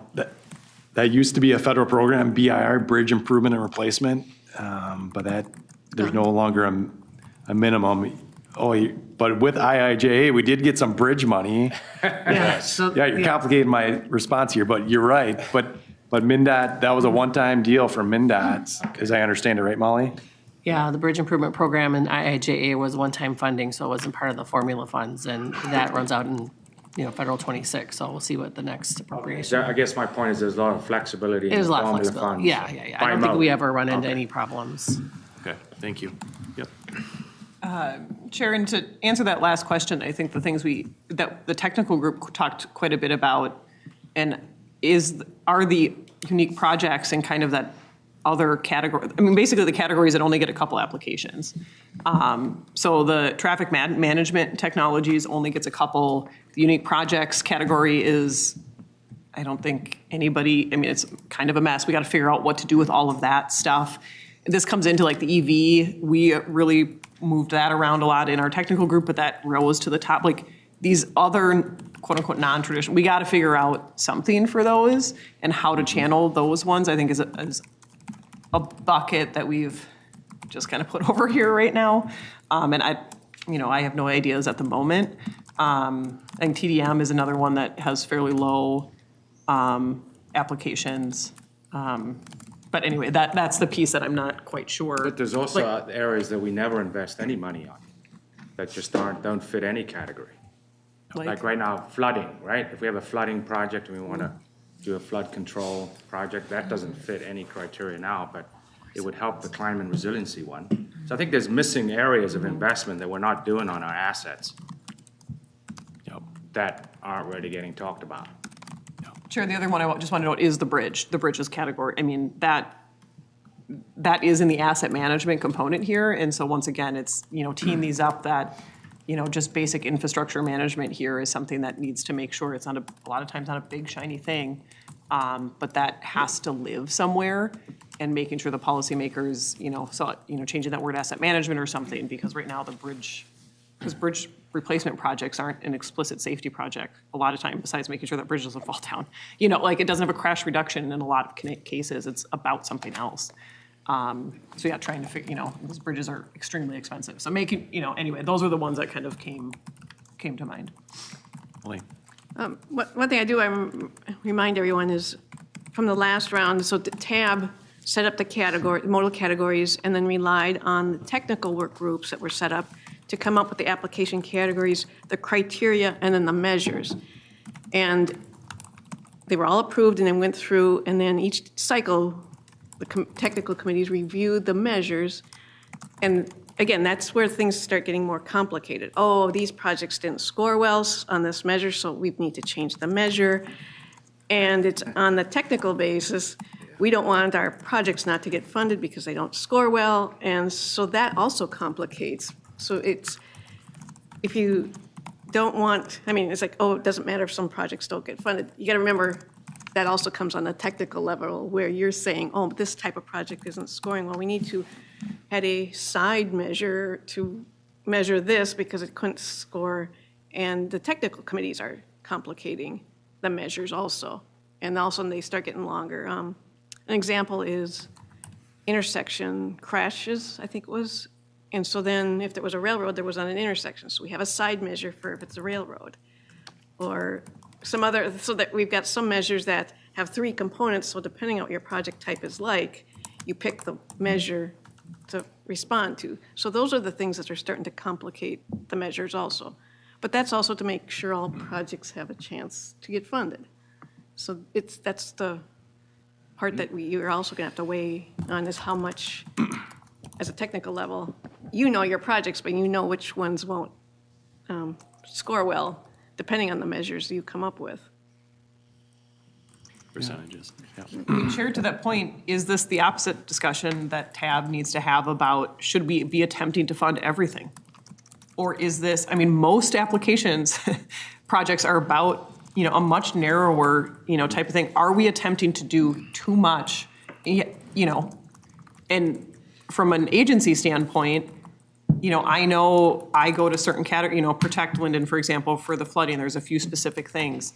If I know that no longer we'll be able to fund, TDM, for example, or safe routes via this, then I know I will never look at this again. I will look at this program for something else. I mean, are we attempting to do too much and fund and try to shoehorn every single possible transportation project into this? I don't know the answer, but maybe we are. Yeah, okay. Yeah, Jim.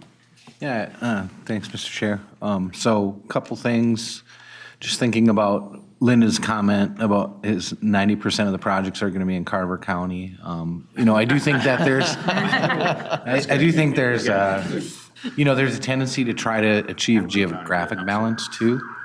And I think, we need to really connect with TAB members to know whether that's an outcome that they want, because I didn't see that in the discussion. Yeah. And I think that always comes up. Often late in the, kind of selection process. And then I think that goes against like any kind of hard scoring, right? I mean, and there are, objectives that will go against that, hard scoring and, kind of, well, we need to nudge this, as Elaine said. But I do think that there are, we've watered it down pretty well, technically. I mean, having public engagement and what public engagement level and even project readiness, although I understand and I'm sympathetic to that from a process standpoint, I don't know how important that is. I think an agency understanding of whether a project can be done, whether it's feasible in the timeline or not is important, but I think beyond that, it's up to that agency to get it done. And I do think we're over programming now, so maybe there's less value in that readiness measure. And there's things like that that can probably be disregarded in future scoring. And and then I think there's also someone made a point about removal of certain measures that might be sensitive from the council's perspective, and I think. I just wonder, should we be starting from the ground up instead of, taking things away? So just some thoughts I had. Good points. Elaine? Well, I did, but it escaped me. Okay. Steve? Yeah, one of when we talked to the policymakers about the pros and cons of this outcome-based approach, one of the good things was that if you do an outcomes-based approach, you don't need separate application categories for a lot of project types, because you're looking at what you're trying to achieve by it, and it could be a lot of different things that get to what you're trying to achieve. And so the hope would be that unique projects might go by the wayside if you went to an outcomes-based approach. But I will say on the converse of that, there's always going to be kind of project types that probably don't fit our system very well. The TAB's going to have to consider, and another one we've been hearing about is, should we use some of this federal money on planning efforts? Either, because some places do it either to get projects ready for construction, or, you could do safety planning or bike ped planning for local agencies, or, or some other regional study that wants to be done. But that's another new concept that we haven't really explored too much, because we've been more on the capital side with our money, but I imagine it's going to come up in the next few months. We've heard it already several times. So should we use some of this money on planning? So that's another kind of iteration of kind of unique projects. Yep, thank you. Yeah, Elaine. I remembered. It was regarding the geographic decision. TAB did not put that into the qualifying and scoring criteria because they wanted to select the best projects. And they do look at the end for some geographic balance to make their last decisions. But they also say they don't skip over projects to get that. So it's a final lens that they want to make sure projects are the funding is getting distributed. And typically, that hasn't been an issue of, staff looks at the balance, we do have projects throughout the metro area, so it's very rare that they have to change of the final projects that they are selecting. Maybe every year or so they do that, but it's not a major change of their decisions. But they just kind of look at it as a last view. They didn't want that as part of the original decision-making. Okay. Well, with that, yep. Chair, just one other thing on that is that one of the things we heard from the stakeholders, the first two are the things we've been talking about a lot, is align better with project goals, current structure, is it working, whatever. But the other ones on there is making more suburban and rural areas, competitive. And, while obviously Hennepin County is 3/4 suburban and rural, that, for at least for Washington County, kind of gets at a little bit of that quote unquote geographic balance, is not necessarily how much money we're getting. Of course, we care about that, but making sure that we have the ability to apply for important projects that are not just in, the 1/3 of our county that's dense. And so I think that I don't want to lose sight of that piece of that, and that comes with the application categories. If we start, moving the points on, population, employment, et cetera, that opens it up. And maybe we don't have a, urban category, a bike ped that's urban, bike ped versus rural, whatever. But I just wanted to note that came up a lot. That's in the summary here, but we haven't chatted about that a lot lately. Yep. Yeah. Just another thought, thank you, Mr. Chair, on the outcomes-based and the geographic balance question that always comes up at the end. I think it is important for TAB to have that conversation and be upfront about that. I do think that's going to continue to be a priority for them. But oftentimes, Met Council's asked to develop all these different scenarios, funding scenarios at the end of the process, and instead of weighing them against how they might advance the goals or the outcomes we're in pursuit of, they're oftentimes evaluating from the perspective of how does this balance the geographic spread of the funding across the region. And I think we just need to be upfront and honest about that. Or maybe that helps define what those scenarios look like that are developed at the end as their goal-based scenarios, and then they can look at how that looks geographically. But I think that needs to be an honest conversation and a transparent conversation. Yeah, I think that's a great point. Yeah.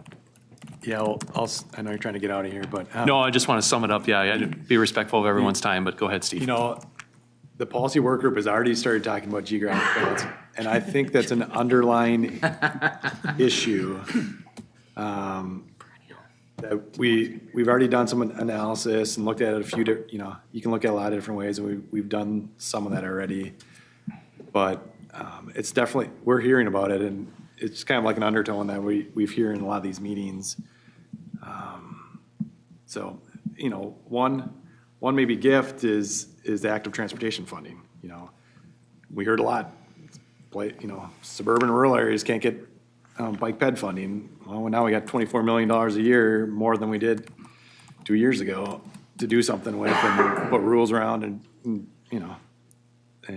so that's a nice additional source that's kind of, we think, can help solve some geographic balance issues too. So. Yep. Thank you. Well, I want to turn it back to you guys. Is there anything else you want to finish up on the presentation, or any final thoughts here? Maybe this next steps. Yeah. Yeah, go ahead. Okay. So just a couple of next steps. So kind of already mentioned there's a TAB meeting, or we have a policymaker working group in advance of the TAB meeting next week. And as Steve noted, we're hoping to kind of maybe put together a bones or a draft, really preliminary draft of what an outcome-focused structure could look like. And given all the feedback today, there's some good inputs of, maybe bringing forward the pros and cons of the 3 different options and talking through that in there, and really just trying to understand from them if we want to keep exploring down this path or what the direction is. And then we are meeting with the technical steering committee at the end of the month in person here too, to recap on what the policymaker feedback is and just talk more in depth about where we're at in the process. Steve mentioned, we have these special issue working groups that we intend to pull in when we get to that measures and criteria phase of getting into the details. It's likely going to be March, April timeframe. ideally, we're gonna harness maybe some of the groups that already exist, the bike ped and the transit and the active transportation working groups that already have meet regularly, but pulling membership from many of you in this room for those groups. And then, the goal is to get to some recommendation to run through, the F&P, TAC, and TAB sometime March, April of a structure, meaning what is the structure and then tentative application category. So it's kind of a midpoint check. So then from there, we'd get down to the application as a whole, like that, but wanting to make sure we're getting a checkpoint going down a path so we don't go too far and have to revert, so. But at the working group, just question about the working group next week, are you going to give feedback from what you heard today at that? Yes. So this idea of going down dual tracks, I think is very important to a lot of people here.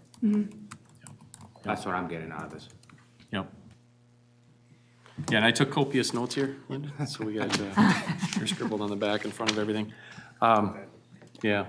Yep. That, also at the TAB meeting, we have on the information section that there will be an update. Chair Hovland will give an update from the working group. Steve will provide any information here that doesn't get covered by Jim, and then we also will have Joe to give the tag. So we've got them all lined up to be to the full tab. For those that are interested too, all the notes that I took, if you guys would like to have those, so you guys have a summary of what all the comments were today, if it's valuable for you to meet with your elected officials and policymakers, I'm happy to do that. So I'll put that together and have that ready here in the next few days. So, Mr. Chair, what table, were you table 8, technical folks, was it?